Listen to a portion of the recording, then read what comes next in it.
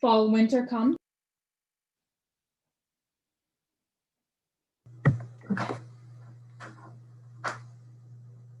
Hello, am I muted? No, you're good now.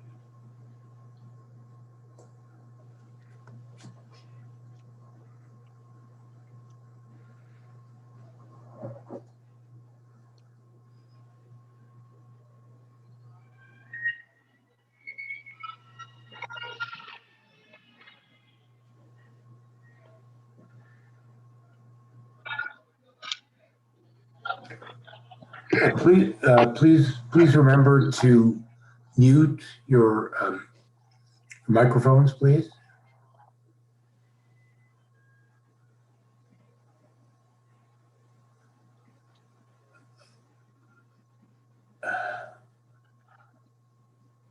Okay, we're just about there. We'll start quite soon now. Please mute your microphone. Okay, welcome to 11137 again. And today, having described the conquest of Mexico and the Inca Empire centered in Peru, I want to spend a little bit more time on the character of these two empires, and then speak also about the development of the Spanish colonial empire in Latin America, which lasted 3 centuries and more, down to the French Revolution, and has had an enormous impact on the culture of Latin America. Latin American culture is essentially a fusion. If you leave aside Brazil, which was Portuguese, the rest of Latin America is essentially a fusion of the culture of the indigenous people with Spain. And so spending some time on the Spanish Empire is worth it. If we have some further time, I want to begin speaking then about developments in Western Europe. We've already seen the formation of Spain, but I want to begin to look at how France and England also became unified or centralized territorial states. So keep your microphones muted if you would. And also I would note that this afternoon, I'm hoping to begin to upload on YouTube the lectures. The last lecture and this lecture and following lectures should be available on YouTube. Of course, we can also communicate by email, or you can use the chat function, or if necessary, you can unmute and intervene. But obviously you need to take turns and try not to be too disruptive. So I described how the Spaniards took over, and I just want to now say that we have to understand that they took over veritable civilizations. Of course, the Aztec and Inca empires, by our classification, have to be understood to have been civilizations. That is to say, they included towns and agriculture. There were relatively sophisticated state structures, and in particular, there was an institutionalized religion which reinforced the power of the state. There were classes in these societies, or what we refer to as social stratification. There was writing and calendars. Both the Aztecs and Incas had calendars as well as writing. And there was monumental architecture, temples and palaces. But especially in the case of the Inca, what is notable was the system of roads and irrigation works that they constructed, which is extremely impressive, especially given the mountainous, hilly, and rugged terrain of the Andes Mountains. The Incas developed this very sophisticated road network, as well as these irrigation systems, which were able to support a very large population. Now, we know that the Spaniards were attracted to the gold and silver. That's a given. But we should understand that they didn't use gold and silver in the same way as the Europeans. The Europeans, of course, were obsessed with gold and silver above all as money, especially given the takeoff of the capitalist economy in the 16th century. But for the Incas and the Aztecs, gold and silver, it was valued, but really as decoration. It was, these are decorations for them. Decorating the person and decorating buildings. It was what they did with gold and silver. In fact, the Incas really had no money. They didn't use money. They basically used barter and kinship systems in order to exchange goods. The Aztecs, they did have a kind of money, but the money was basically the cocoa bean. The chocolate bean was, insofar as they had a money, was their money. They did not use gold and silver in that way.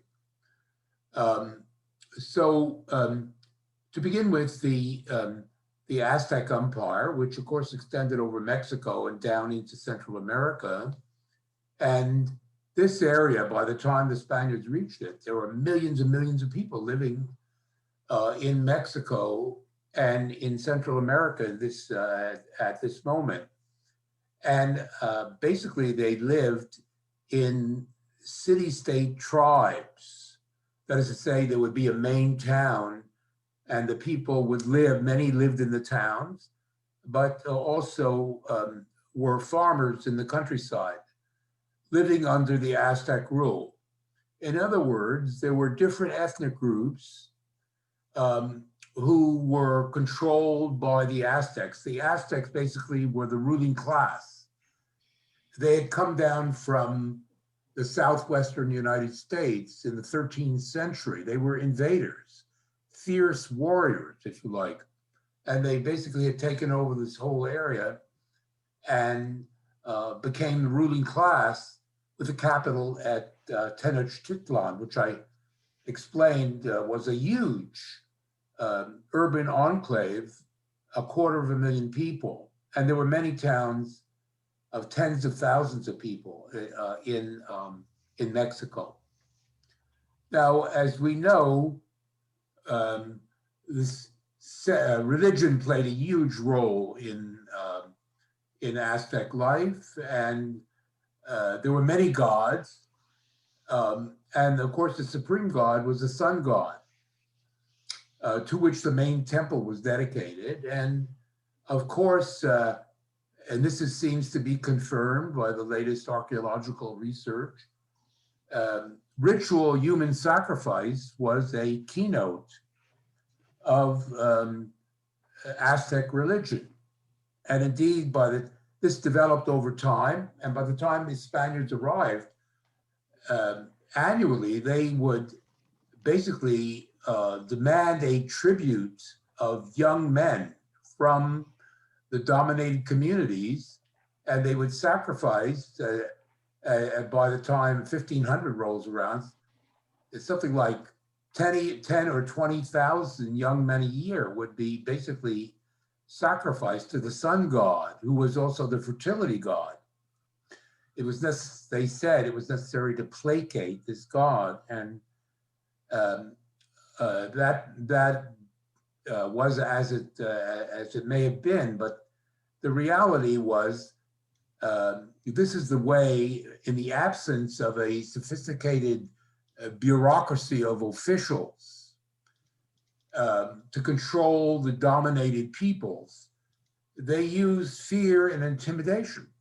The Aztecs basically intimidated the other populations by practicing this kind of ritual sacrifice, which they controlled. And this is what the Spaniards found. And I've already mentioned the fact that when the Spaniards arrived, many of the tribes welcomed them and marched with them against the Aztecs.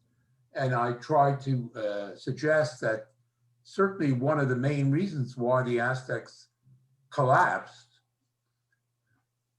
after putting up a pretty good fight, nevertheless they collapsed, was that they didn't have the support of the tribes that they dominated. Some, of course, supported the Aztecs, but many of them did not, and went over to the Spaniards. And this is quite important. I want to say something, a generalization now about this. It is shocking that they did practice human sacrifice, and some say even cannibalism.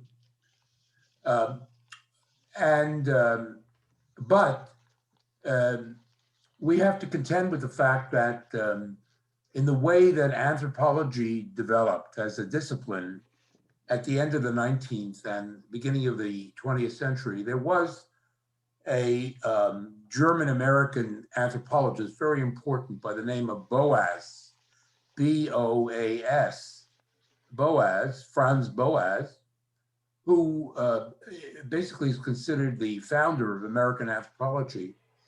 And he developed the concept of cultural relativism.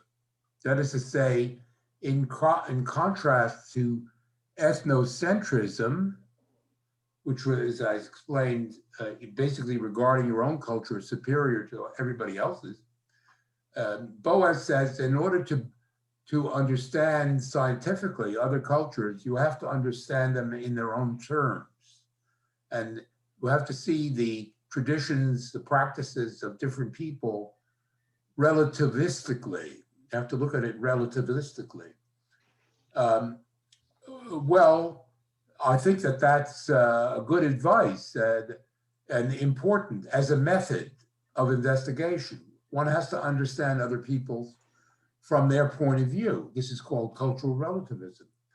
On the other hand, at the end of the day, we live where even cultural relativism is a product of basically our culture and the study of anthropology. So I think that it's also legitimate to also judge cultures. And certainly I would say that the Aztec civilization had some good parts, and you'll see that in a moment.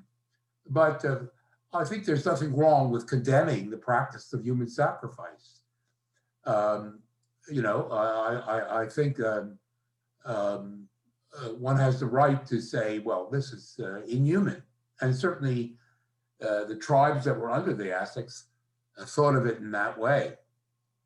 Now, a positive feature of the civilization in Mexico that existed was the fantastic agricultural production that occurred in Mexico during this period. The Valley of Mexico and the surrounding lands produced enormous amounts of food, and the surpluses were brought to markets where they were bought and sold. There were markets. I told you the cocoa bean was the money. And they also, a lot of the surplus was collected by the upper class. They didn't engage in labor. They lived off the food provided by the, required as a form of tax from the ordinary population. Now, the food, the basis of it, and the basis of the diet in Mexico and in Central America to this day is corn. Corn is the basis of the diet, but there were a whole lot of foods that the Europeans knew nothing about, like squash, potatoes, chilies, chili peppers, tomatoes, peanuts, chocolate or cocoa beans.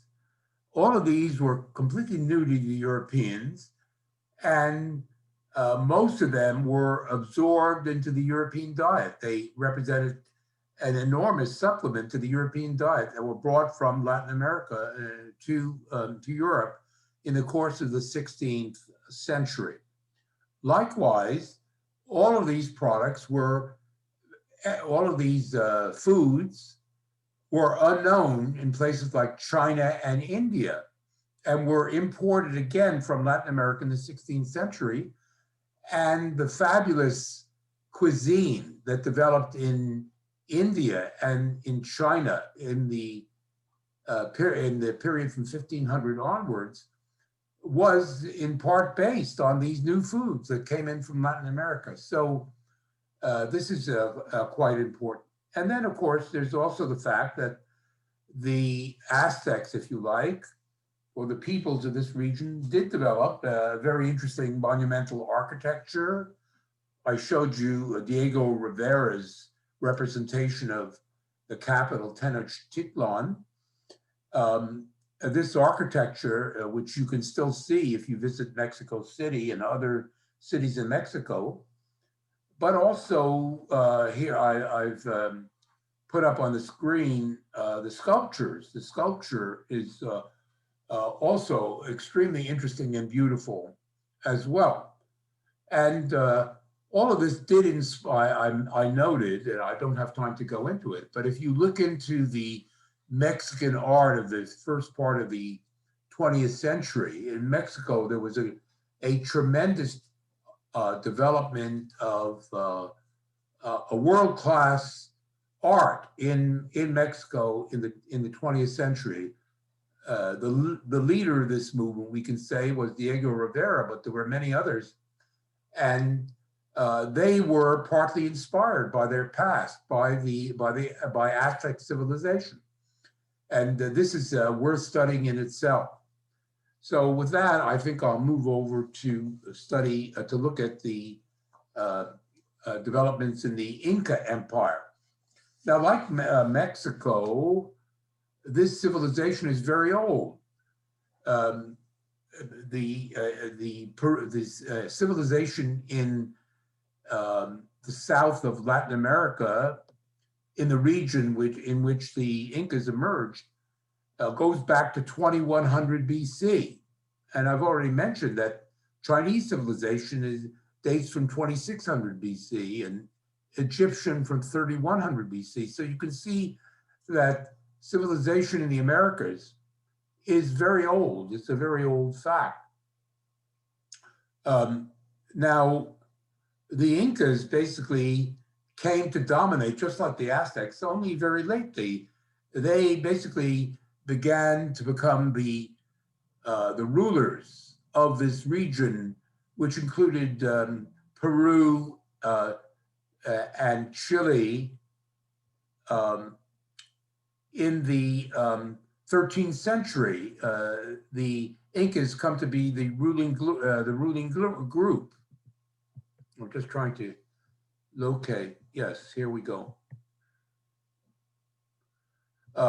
Here you can see where the Inca Empire was located, along the west coast of Latin America. Basically, a lot of it in the Andean Mountains. It was extraordinary. They basically, there were millions of people living up in these mountains or on the plateaus or in the deep valleys of the Andes. And out of this, a succession of ruling groups, the last of which, the Incas, came to dominate from the 13th century onwards. And you can see that it stretches along the coast. It includes Ecuador, Peru, and Chile, all of which came under the control of the Aztecs.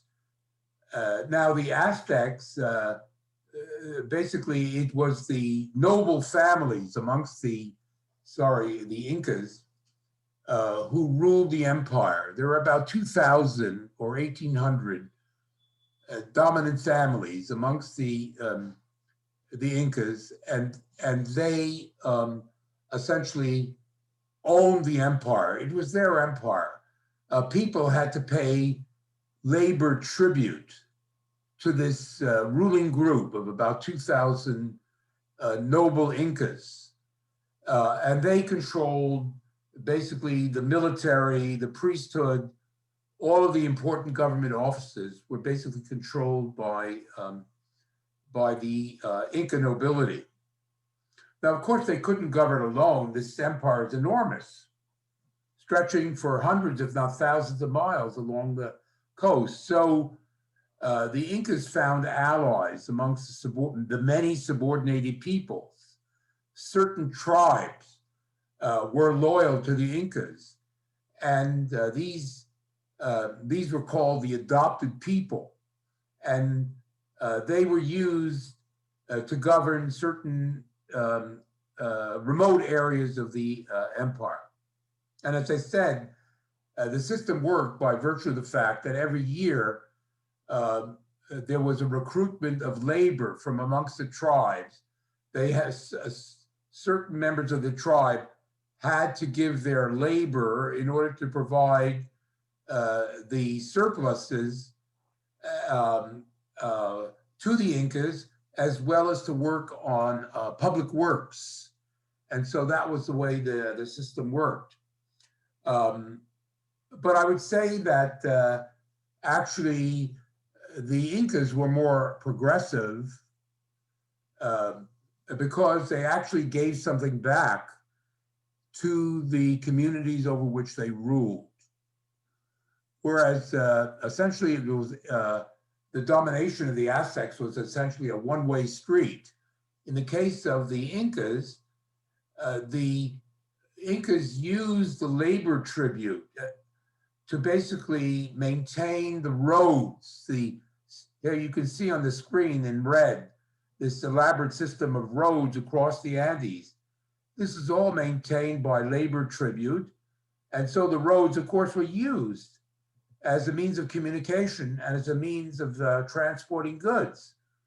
Furthermore, the irrigation systems that they used, the control over the rains, were also constructed by tribute labor. And this, of course, was useful in terms of agricultural production.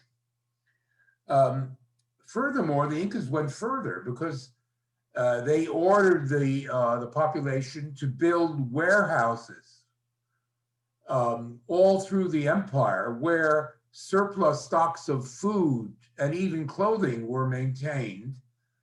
And when there was a harvest failure, when the crops were poor in any given year, the warehouses would be open and the common people would be supplied by the Incas with food and clothing to maintain themselves in difficult times. And indeed, it was a principle of the government of the Incas to make sure that everybody had enough food and clothes. There was a kind of welfare system, which of course the Aztecs didn't have. And so there was this actual positive aspect to the Inca Empire that is very notable. A last point I wish to make is that the terrain, I've already described the terrain. It was mountainous. There were plateaus, there were agricultural valleys, but there were also the Inca Empire extended in part into the jungle. For example, in Ecuador, there was a jungle area, and there was also there were areas near the sea, and the Incas required the peoples to. There were different products produced in all of these regions. And so there was, through the road system, without any money, it was basically barter and kinship on which this was based. There would be this cooperation, if you like, between different kinship groups under the Incas who would supply one another with food. Now, summing up this, both the Aztec and Inca empires in terms of why they collapsed in the face of the Spanish invasion, I would say that the most important reason was their disunity. The fact that the peoples were there was this rule over them, and there were quarrels between the different ethnic groups. There was much resentment, particularly of the Aztecs, because of the way they ruled. This disunity mainly explains why the Spaniards were able to take over. Also, a very important factor are the European diseases. I mean, historians differ on this, but they say there are historians who will seriously argue that up to 100 million indigenous people in Latin America, Central America, and North America perished as a result of European diseases. And of course, this made this weakness, population loss, explains a great deal in terms of Spanish conquest. The last point, of course, is the fact that both of these empires were based on what we call a Bronze Age technology. Their weapons were made out of wood and out of bronze, which is a mixture of copper and tin. The Spaniards, on the other hand, they lived in the Iron Age. Their swords, their daggers, their cannon, their rifles were made out of iron. And this seems to make an enormous difference. Furthermore, the Spaniards, in the course of exploiting this kind of Iron Age technology, as I've explained, by the time they arrived in Latin America, they had created these land armies, organized, highly disciplined infantry. And this was deployed against the indigenous. And so this also helps to explain the success of the Spaniards. Now, there was some resistance. I explained resistance in Central America, resistance in Peru. It went on through until about 1570, 1580. The Spaniards did encounter a certain amount of resistance from the indigenous people.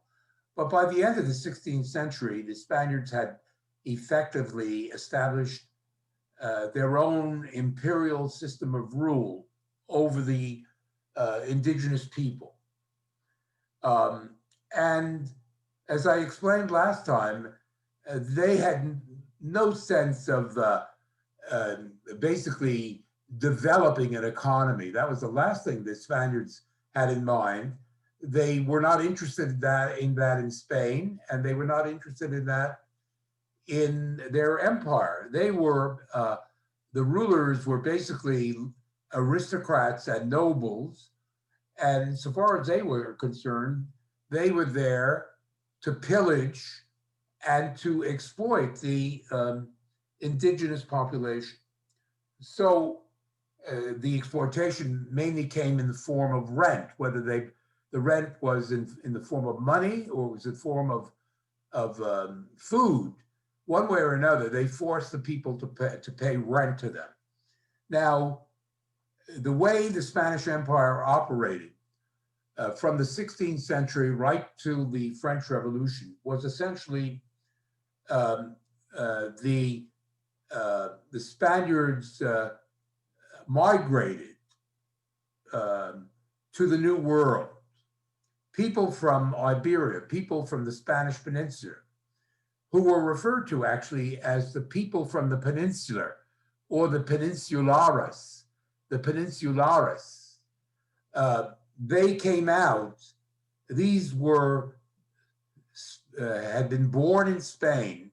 Many of them were nobles, and they served the Spanish Empire as administrators, as soldiers, as priests, and they were the dominant element. If you were born in the New World, you could not be an administrator, a soldier, or a priest. It was the Spaniards who ruled, the peninsulares. And even the white population, and whiteness counted for a lot in the society of color. Racism was a basic way of distinguishing people. Below the Spaniards, there were white people who had been born over time. There were people of white skin who were born in the New World. These people were called Creoles, but they were excluded from the administrative structure. They were merchants and ranchers or plantation owners, but they could not be part of the ruling political elite. So you have, on the one hand, the peninsulares, the Spaniards, and then you have the Creoles.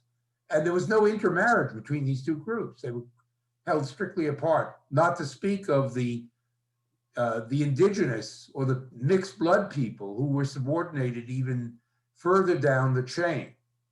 Now, in terms of the way the administrative system worked, below the level of these administrators, you had basically a system which, here I'll put it, it's called the encomienda system. Basically what the crown did is it said to um, the colonists, the white people, that if you will ensure that the Indian population will be converted to the Roman Catholic faith, you can basically control all of the villages in your territory and collect tribute from the indigenous population. This was the system known as the encomienda system, which was established by the Spaniards all through their territories. And of course, it was this system which remained in place until the late 17th and 18th centuries, was extremely harsh, because the people who had an encomienda were interested in extracting as much tribute from the indigenous population as they could. And so this, along with disease, led to this as catastrophic decline in the indigenous population. Finally, at the end of the 17th and the 18th century, the Spanish crown decided that the system was too harsh. And over most of Spanish America, a system of labor tribute was substituted for the encomienda system. It was still an exploitative setup, but it was slightly less harsh than the original encomienda system. Now, alongside the encomienda, a second element in sort of the domination that the Spaniards had were the ranches and the plantations that influential Spaniards were able to set up, or in this case also Creoles, who operated, these were economic enterprise, ranches and haciendas, who basically produced cash crops or commercial crops and raised livestock, using obviously the labor of the Latin American people in the form of indentured labor. In other words, peasants had to do a certain, in addition to the land that they exploited for their own livelihood, their subsistence, they had to come and work on these hacienda for the Spaniards for a given length of time. Usually it was younger people, men and women. This is known as indentured labor. Also, they employed some of the indigenous people using wage labor. A certain amount of wage labor was used. So you have the encomienda system dominating the villages, and then you have the hacienda, essentially agricultural estates, which used wage and indentured labor. The last form of exploitation, and the one which is really quite important in terms of the world economy, of course, were the silver mines. There was gold and there were gold mines, but it was above all the silver, which proved to be most abundantly apparent, available. And the scale of these mines was fantastic. In Bolivia, there was a mine called the Potassi mine in Bolivia, which produced fabulous amounts of silver and employed no less than 40,000 miners. This is a mine which is still in operation today. The silver is still not exhausted. And so there were 40, this is a huge enterprise which used the modern technology, the latest technology, pumps and so on, to exploit this mine. Having said this, I want to make two further remarks about the nature of the Spanish system that they established. This was based on a kind of racial hierarchy. I've already indicated that. At the top were the Spaniards, who came out to administer the empire. Then there were the Creoles, the whites, the ranchers, the owners of hacienda or plantations. And below them were the rest of the population. But they were divided because the below the level of the Creoles were the product of intermarriages between the Spaniards and the indigenous. I'm talking about mestizos, people of mixed blood who had a certain amount of prestige, especially compared to the indigenous. The indigenous were below the mestizo. And finally, last but not least, was the presence of a Black population, because especially when it came to the production of sugar, and the Spaniards, especially in the West Indies, became involved in the development of the plantation slavery system. Like the Portuguese, they brought in Black slaves. Also, a certain number of slaves were used in places like what later became Argentina and Colombia. And so the Black, there was a certain Black population in Latin America, and they were at the bottom of the social scale. So starting with the white Spaniards, then you have the Creoles, also white, then you have the mestizo, then you have the indigenous, and finally you have Blacks, and sometimes mulattoes. And this system, which was established, was extremely rigid. If you were in one group, you couldn't move one way or another into another group. It was all based on race. There was little or no intermarriage permitted. Sometimes there were illicit unions and so on, but this was a kind of caste system, if you like. And the reason I'm harping on it is because it remains in place even today. Obviously, it's been mitigated. It isn't as strong as it was under the Spaniards, but it still is a fundamental aspect of South American culture that we have to take note of. The last feature I want to mention is the church, the role of the church. Now, we've already seen that the church in Spain played this enormous role. This is what the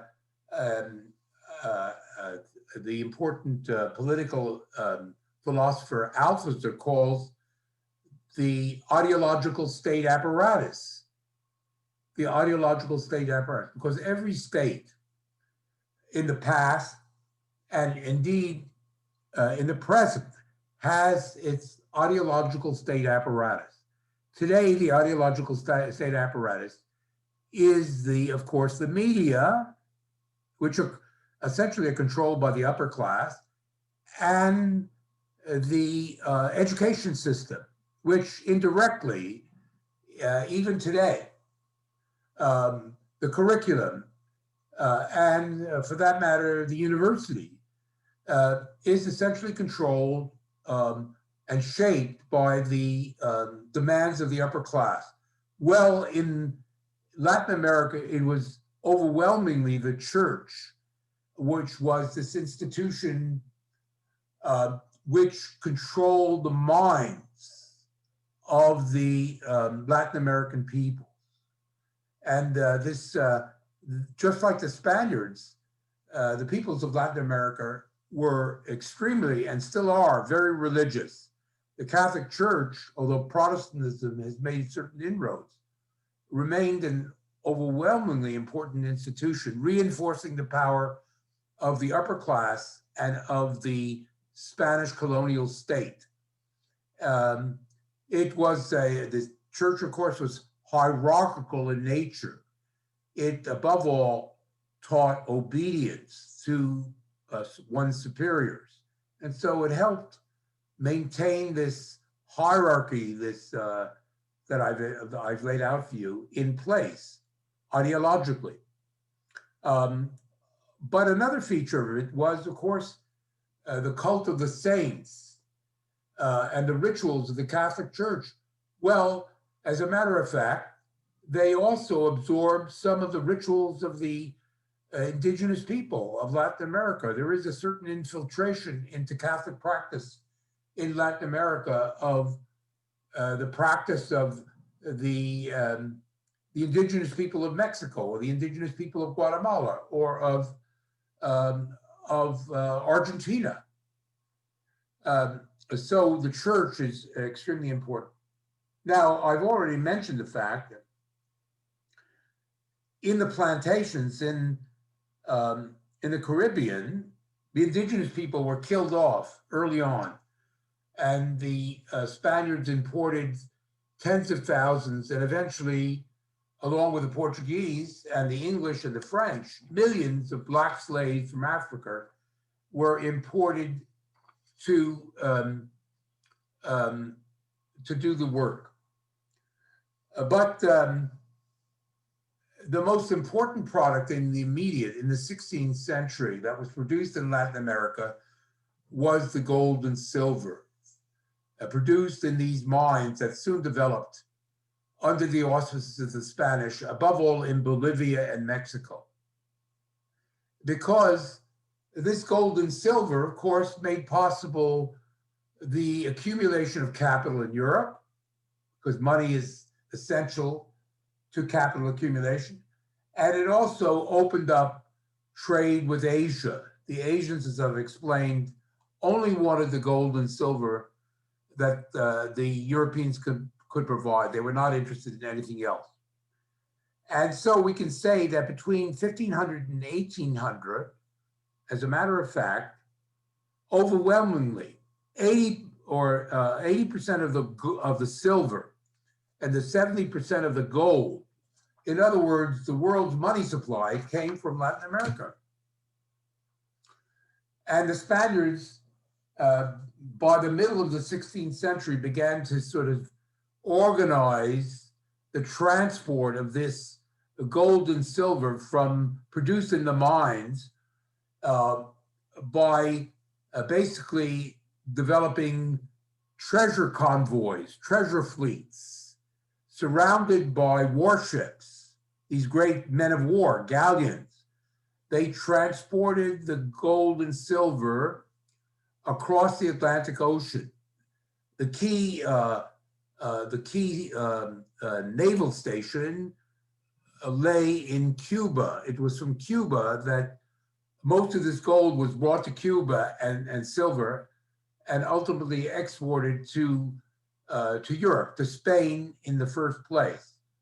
But also, as I noted in previous lectures, and by the way, I want to reiterate, these lectures will be up on YouTube, hopefully starting today. The Manila was the key place from which the silver from Mexico was transported to China, and a certain trade developed across the Pacific Ocean by the Spaniards, in addition to the Portuguese trade of spices and porcelain and tea from China. The Spaniards brought this merchandise to Mexico and for re-export to Europe.